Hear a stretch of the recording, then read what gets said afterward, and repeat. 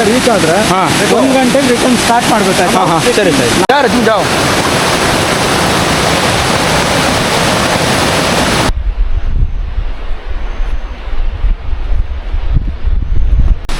हाँ हाँ इसी रोड से तुमसे या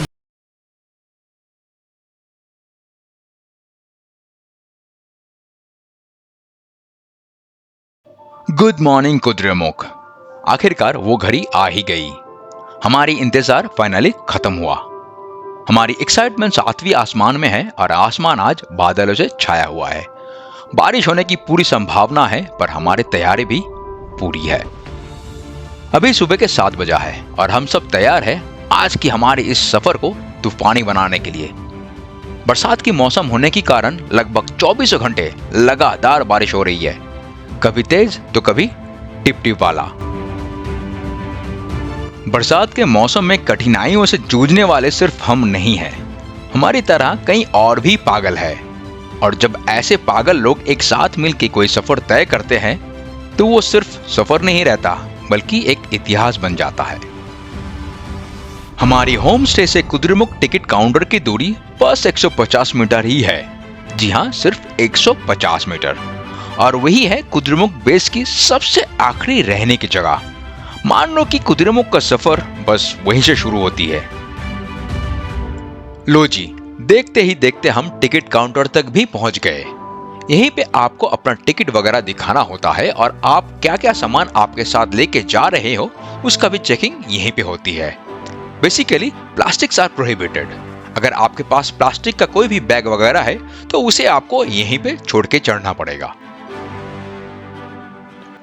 लिखा तो है 9 किलोमीटर, पर कुल मिला के आज हम कुछ 22 किलोमीटर का सफर तय करने वाले हैं।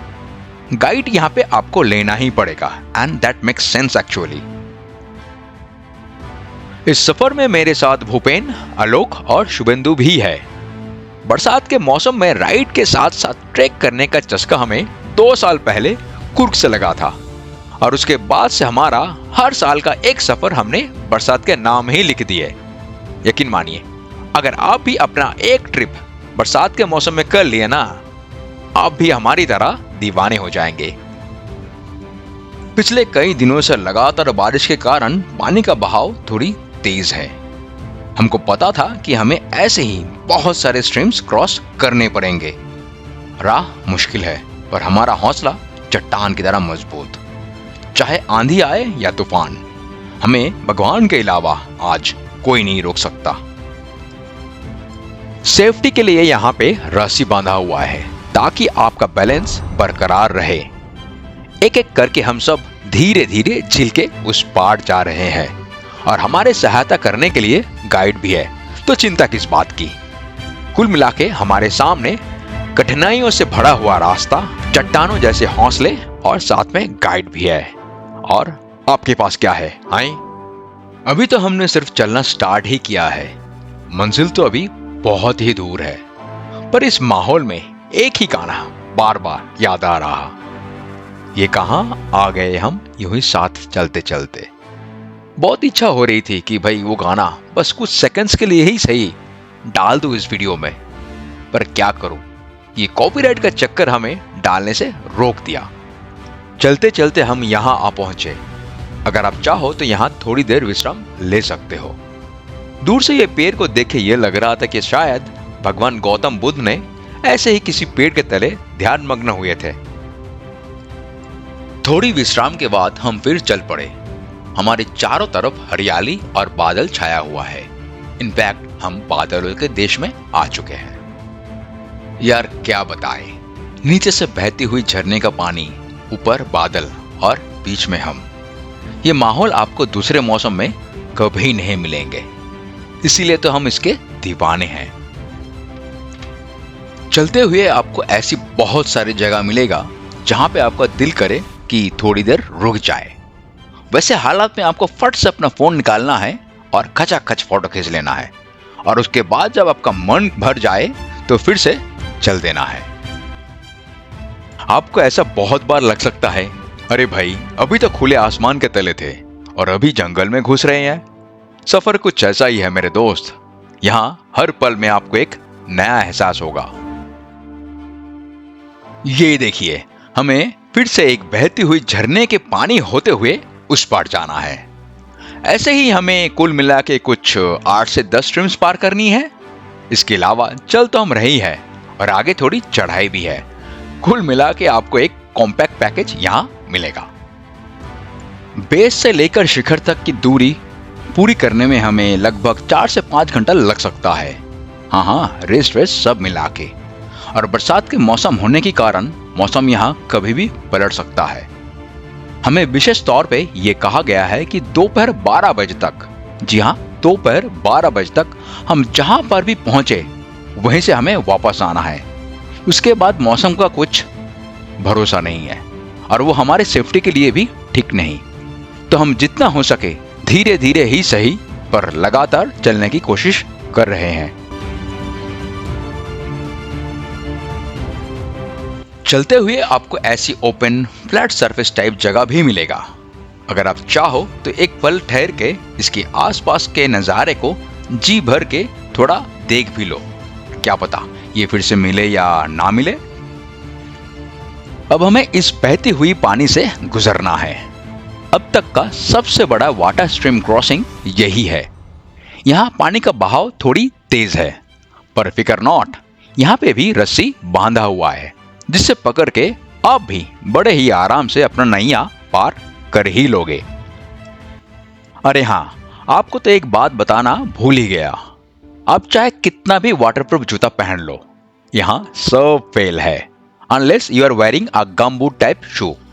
पर दिक्कत यह है कि गमबूट पहन के आप ट्रेक नहीं कर सकते। जितना आप धीरे धीरे आगे बढ़ोगे उतना ही नज़ारा बेहतर से बेहतरीन होता जाएगा। तो चलते चलते अगर आपको कहीं पे भी लगे यार ये जगह तो मस्त है, तो आपको पता है कि आपको क्या करना चाहिए। कुछ देर पहले आपसे हमारी वो जो चढ़ाई की बात हुई थी ना, वो थोड़ी यहाँ पे है। यहीं पे हमें पहली बार सही मायने में चढ़ाई देखने को मिली। पर चढ़ाई है तो क्या हुआ, अगर आपको ऐसा मौका मिले अपने गाइड से जरूर कहिए रुकिए जरा, थोड़ा सब्र कीजिए। और हाँ, बिल्कुल यही करना है। यहाँ पे हम खुद ही कंफ्यूज हो गए कि भाई करें तो क्या करें, आगे बढ़े या थोड़ी देर और रुके। बड़े ही दुविधा में फंसे हैं भाई। क्यों, आप खुद ही देख लीजिए।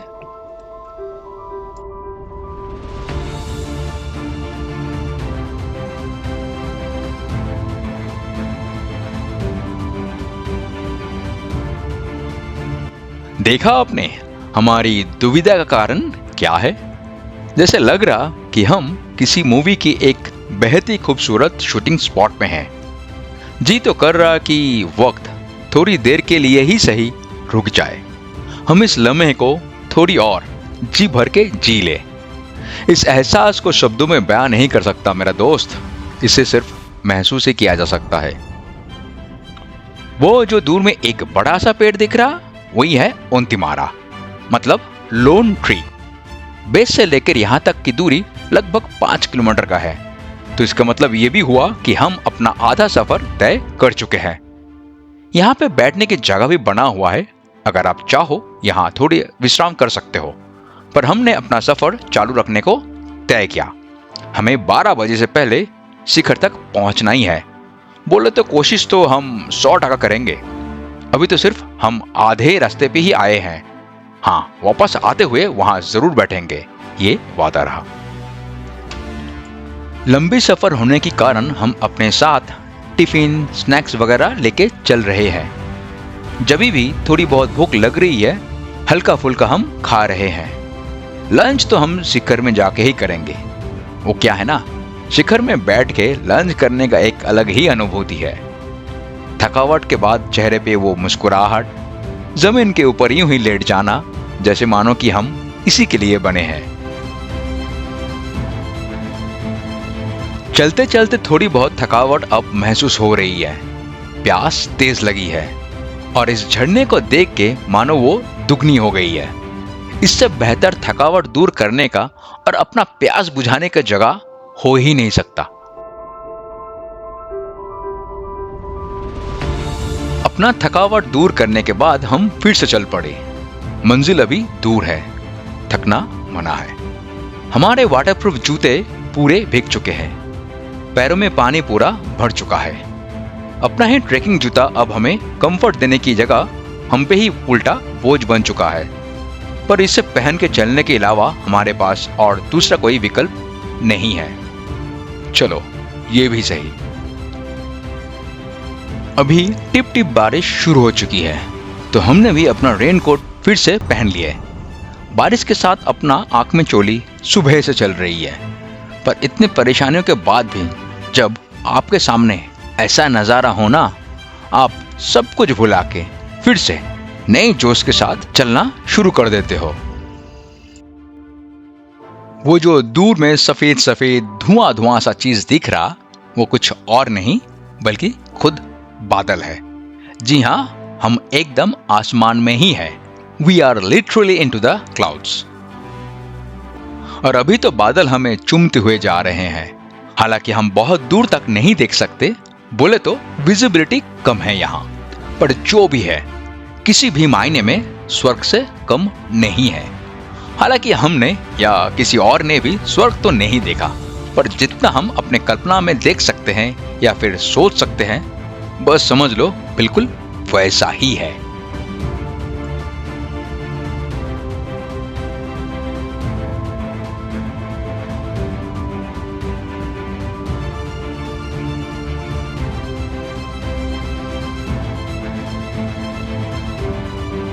हम लगभग शिखर तक पहुंचने ही वाले हैं। धड़कनें तेज है, सांसें फूल रही है, पर फिर भी हमारे पांव में जैसे एक नई सी जान आ गई है। एक नई ऊर्जा हमारे अंदर फिर से छा गई है। जितने भी थकावट कुछ देर पहले भी महसूस हो रही थी, वो सब अचानक कहीं गायब होता हुआ दिख रहा है। चलते हुए अगर हमें प्यास लग रही थी, तो हम कुछ अपना प्यास ऐसे बुझा रहे थे। इससे ज्यादा नेचुरल वाटर तो पूरी दुनिया में शायद ही होगा। अपना प्यास बुझाने के बाद हम फिर से चल पड़े। बस कुछ पलों में ही हम अपने मंजिल पे होंगे। मौसम यहाँ पलक झपकते ही बदल रहा है। अभी फिर से बारिश शुरू हो गई है, तो हम अपना रेनकोट्स वगैरह फिर से डाल रहे हैं। तेज बारिश के साथ साथ यहाँ हवा भी तेज बह रही है। किसी ने सही कहा था, 12 बजने के बाद मौसम का रुख यहाँ कुछ और ही होता है। जो बारिश अब तक मैनेजेबल लग रहा था, अब थोड़ा अपना दूसरा रूप भी दिखा रही है। पर जैसा मैंने अपने आप से वादा किया था कि आज आंधी आए या फिर तूफान, शिखर तक हम पहुंच के ही दम लेंगे। तो दोस्तों, यही है कुद्रेमुखी शिखर, द समिट। ये एहसास, ये खुशी शब्दों में बयान नहीं किया जा सकता दोस्त, ना ही फिर किसी फोटो या फिर वीडियोग्राफी में कैद किया जा सकता है। जो भी हम इस पल यहाँ देख रहे हैं, महसूस कर रहे हैं, ये सारे पल सब एक यादें बन के हमेशा के लिए हमारे दिलों में रह जाएगा। और इसकी याद जब भी आएगी, एक अजीब से सुकून और मुस्कुराहट होगा हमारे चेहरे पे।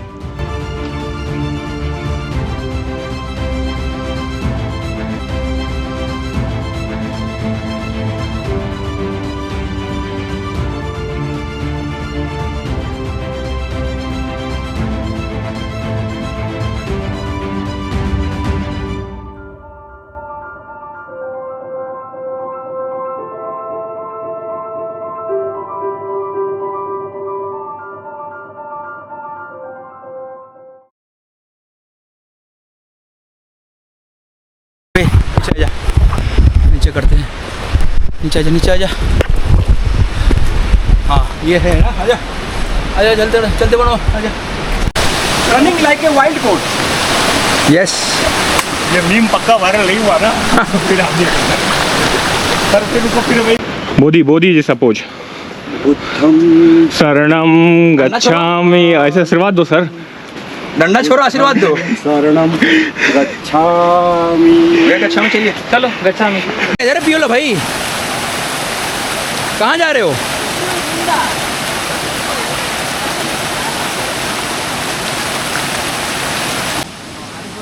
How many streams? कितना ऐसा कितना है नालक ನಾಲ್ಕಲ್ಲ ಜಾಸ್ತಿ ಇದೆ दस ಇದೆ ಒಂಬತ್ತಿದೆ ಒಂಬತ್ತು ನೋ 9 है This is 4th one.